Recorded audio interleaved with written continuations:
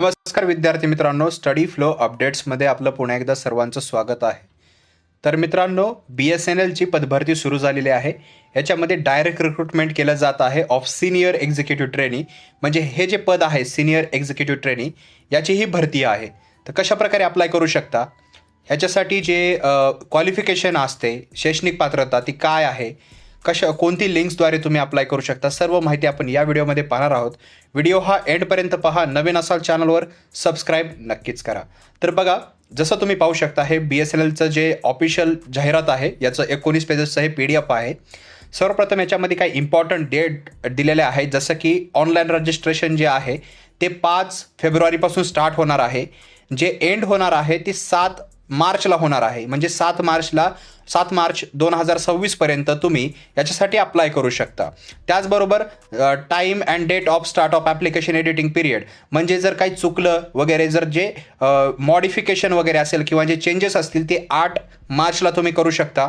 त्याचबरोबर editing period जो आहे तो संपणार आहे 15/3/2026 पर्यंत. आणि जे एक्झामिनेशन असणार आहे CBT म्हणजेच कॉम्प्युटर बेस्ड टेस्ट, तर ती 29 मार्च 2026ला होणार आहे.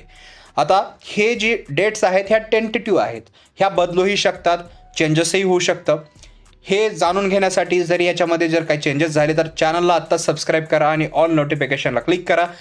आणि तसेच याचे आर्टिकल वाचण्यासाठी आणि हे PDF मिळवण्यासाठी डिस्क्रिप्शनमधल्या ग्रुप लिंक्स, त्याद्वारे ग्रुप जॉईन करा किंवा आर्टिकल तुम्ही रीड करू शकता. आता ज्या जागा आहेत त्या तुम्ही जे प्रवर्ग आहेत त्यानुसार पाहू शकता. याच्यामध्ये जे senior executive trainee telecom stream याच्यामध्ये 95 जागा आहेत. आणि जे फायनान्स स्ट्रीम आहे SET म्हणजे सिनियर एक्झिक्युटिव्ह ट्रेनी त्याच्या 25 जागा आहेत. याच्यामध्ये SC, ST, OBC, EWS, त्याचबरोबर OBC जे क्रिमिलियर आहेत, नॉन क्रिमिलियर, तसेच PWBD कॅन्डिडेट्स या सर्वांसाठी इथं पोस्ट ज्या आहेत त्या वितरित करण्यात आलेल्या आहेत. व्हिडिओला पॉज करा, व्हिडिओची क्वालिटी थोडी इन्क्रीज करा जेणेकरून तुम्हाला हे पद दिसून येतील. खाली पाहिल्यानंतर आपल्याला जे PWD कॅन्डिडेट्स आहेत त्यांच्यासाठी जे ॲब्रिवेशन्स आहेत यूज केलेले, की कोणत्या डिसॅबिलिटीज इथं व्हॅलिड आहेत, कोणत्या व्हॅलिड नाहीत, तर त्या देण्यात आलेल्या आहेत. तर त्या तुम्हाला रीड करायच्या आहेत. तसंच याच्यामध्ये एज क्रायटेरिया काय आहे, तर मिनिमम तुमचं वय 21 वर्ष आणि मॅक्झिमम 30 वर्ष असलं पाहिजे. म्हणजे 30च्या पुढं नसावे, 21च्या खाली नसावे. पण जर तुम्ही SC, ST, OBC, त्याचबरोबर OBC non creamy layer, OBC creamy layer, तसेच PWBD कॅन्डिडेट असाल तर तुम्हाला ॲपर मॅक्झिमम एज देण्यात आलेलं आहे. म्हणजे जे इथं एज रिलॅक्सेशन आहे ते सुद्धा देण्यात आलेलं आहे, ते तुम्ही इथे स्क्रीनवर पाहू शकता. त्याचबरोबर तुम्हाला यानुसार जे आहे ते अप्लाय करायचं आहे, तुमचं एज बसतंय का ते पाहायचं आहे.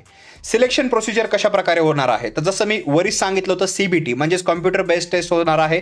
मल्टिपल चॉईस क्वेश्चन जे असणार आहेत तुम्हाला विचारले जातील. म्हणजे एक क्वेश्चन 4 पर्याय असतील, तुम्हाला ते चूज करायचे आहेत.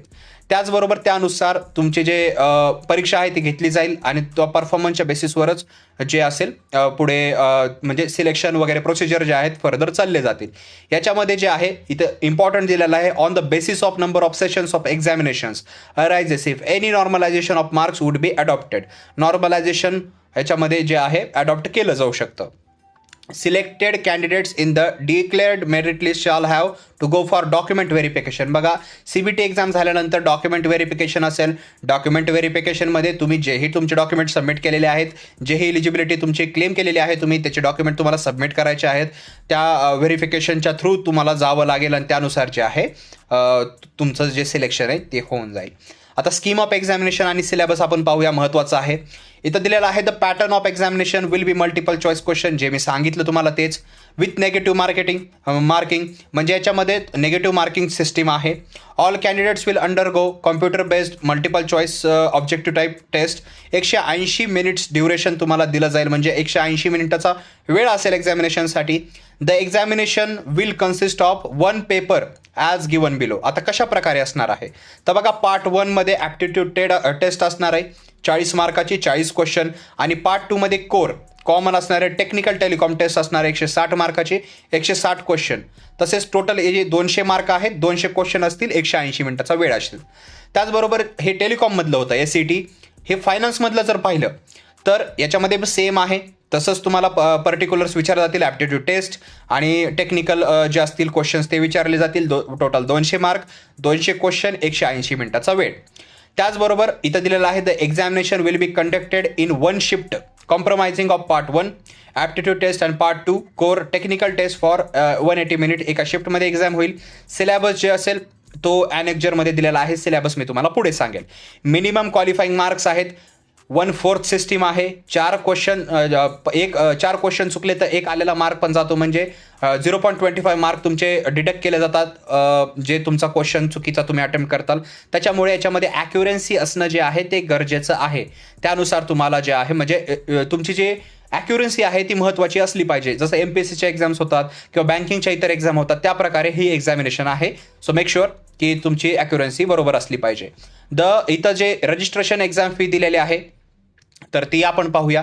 तर बघा, तुम्हाला ऑफिशियल यांची साईट आहे त्याच्यावर जाऊन तुम्हाला जे आहे डॉक्युमेंट्स वगैरे अपलोड करायचे आहेत. प्रोफाईल बनवून तुम्हाला जे आहे याचं ॲप्लिकेशन करायचं आहे. द प्रिस्क्राईब्ड एक्झामिनेशन फी जी आहे ती 2,500 रुपये आहे. तर लक्षात ठेवा 2,500 रुपये आहे. फॉर OBC EWS कॅन्डिडेट्स फक्त 1,250 रुपये आहे त्यांच्यासाठी. पण फी थोडी जास्त वाटते इतर एक्झामिनेशन पाहिलं तर.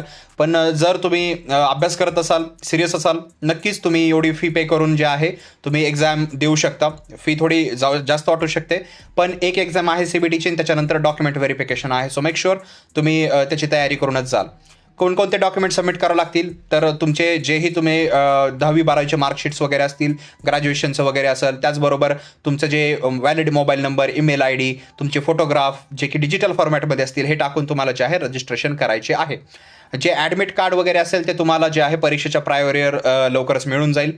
त्याचबरोबर ह्याच्यामध्ये जनरल इन्स्ट्रक्शन्स वगैरे दिलेले आहेत.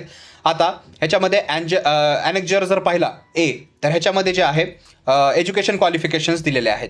तर बघा, टेलिकॉम ऑपरेशन्स आणि फायनान्स दोन्हीसाठी एज्युकेशन क्वालिफिकेशन दिलेलं आहे. तर सर्वप्रथम बॅचलर ऑफ इंजिनिअरिंग किंवा बॅचलर ऑफ टेक्नॉलॉजी डिग्री तुमची कंप्लीट असली पाहिजे इंजिनिअरिंगमध्ये. इलेक्ट्रॉनिक्स अँड टेलिकम्युनिकेशन किंवा इलेक्ट्रॉनिक्समध्ये किंवा कॉम्प्युटर सायन्स हे जे दिलेलं आहे याच्यापैकी कोणते इंजिनिअरिंगमध्ये तुमच्याकडे डिग्री असली पाहिजे. आणि फायनान्ससाठी जे आहे तुमच्याकडे चार्टर्ड अकाउंटंट किंवा कॉस्ट अँड मॅनेजमेंट अकाउंटन्सी म्हणजे CMA तुमचं कंप्लीट असलं पाहिजे. तर हे महत्त्वाचं एज्युकेशन क्वालिफिकेशन आहे. तुमचे बाकीचे 10वी-12वी मार्क्स प्लस हे तुमचे एज्युकेशन जे असेल हे फॉलोइंग एज्युकेशन तुम्ही कंप्लीट केलेलं पाहिजे विथ मिनिमम 60% मार्क, तरच तुम्ही याच्यासाठी जे आहे ते अप्लाय करू शकता. लक्षात ठेवायचं आहे. आता त्याच्यासाठी सिलेबस कोणता असणार आहे तर जसं मी वरी सांगितलं होतं सिलेबस याच्यासाठी असणार आहे पार्ट 1 जे ॲप्टिट्यूड टेस्ट आहे त्याच्यामध्ये quantitative ability and data sufficiency, reasoning, verbal ability, reading comprehension and analysis हे तुमचा सिलेबस असणार आहे.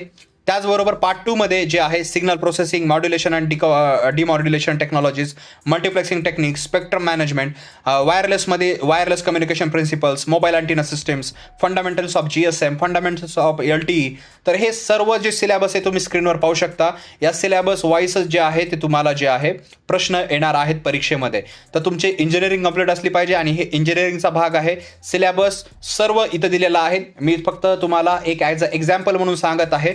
पूर्ण सिलेबस जर तुम्हाला पाहिजे असेल तर ह्या PDFद्वारे तुम्ही वाचू शकता. हे PDF किंवा ह्या व्हिडिओला पॉज करूनच तुम्ही रीड करू शकता किंवा हे PDF मिळवण्यासाठी जे आहे आपला ग्रुप जॉईन करायला विसरू नका.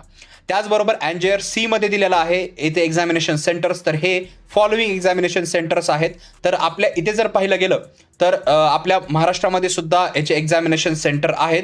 पण तुम्ही पाहू शकता हे फॉलोइंग एक्झामिनेशन सेंटर इथं दिलेले आहेत. सध्या इथं जेवढेही एक्झामिनेशन सेंटर दिलेले आहेत त्यापैकीच तुमचं जे आहे परीक्षा घेतली जाईल. याच्यामध्ये महाराष्ट्राचं मेन्शन नाही आहे, पण जेवढं मी विचारलं तर त्याच्यामध्ये महाराष्ट्राचं नाव सध्या फक्त मुंबई हे सेंटर इथं दिसतं. बाकी समजा पुणे असेल किंवा समजा छत्रपती संभाजीनगर आहे तर हे सेंटर नाही आहे. फक्त हे 16 नंबरचं जे सेंटर आहे मुंबई, तर तुमची एक्झाम जी आहे ती मुंबईला होईल.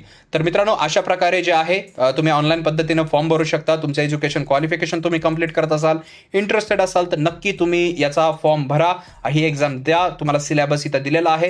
या सिलेबसचा अभ्यास तुमचा असेल तर तुम्ही नक्कीच ही पोस्ट इझिली मिळवू शकता. तर मित्रांनो, या रिगार्डिंग तुमचे काही क्वेश्चन असतील तर खाली कॉमेंट सेक्शनमध्ये विचारा. व्हिडिओ आवडला असेल तर लाईक करा, इतरांबरोबर शेअर करा. अशाच अपडेट्ससाठी, अशाच न्यूजसाठी चॅनलला सबस्क्राईब करून त्या ऑल नोटिफिकेशनवर क्लिक करायला विसरू नका. तर मित्रांनो, हा व्हिडिओ पाहिल्याबद्दल धन्यवाद.